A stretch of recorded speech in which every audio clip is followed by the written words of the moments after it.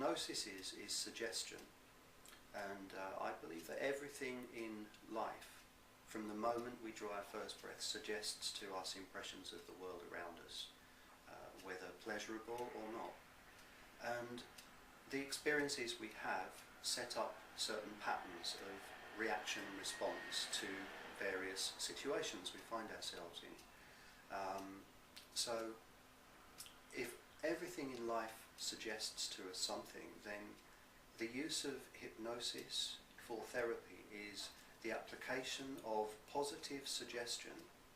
to affect change in an individual, to allow them to, in effect, reorient their perspective on the things that may have happened to them in their past, so that they no longer have to be dictated to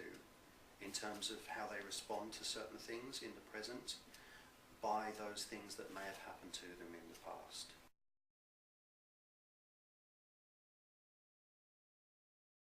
Initially, the first sessions that I do with a client would be a lot of waking suggestion. The way the first session would be structured is I would ask a number of questions of the individual to find out what exactly are the problems they've been experiencing, if they're aware consciously of where the original kind of causal factors may have been in their life in the past. Just get a general picture of how best to help that person as an individual. And even though the first session would be a lot of question asking and dialogue, the way I work is there are some hypnotists who work with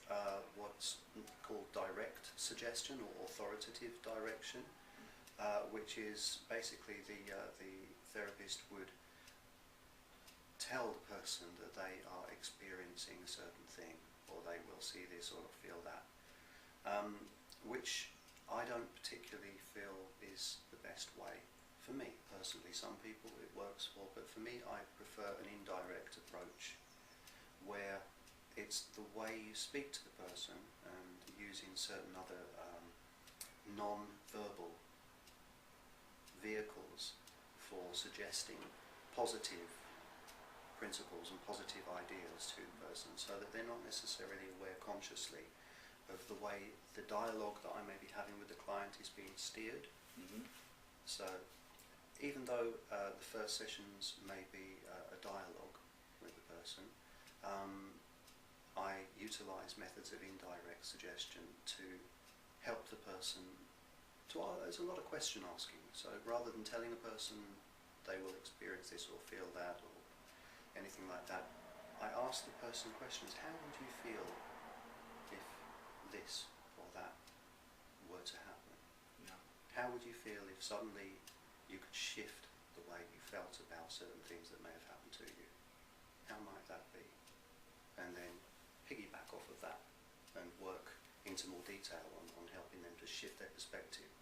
on the things that may have happened to them, so they no longer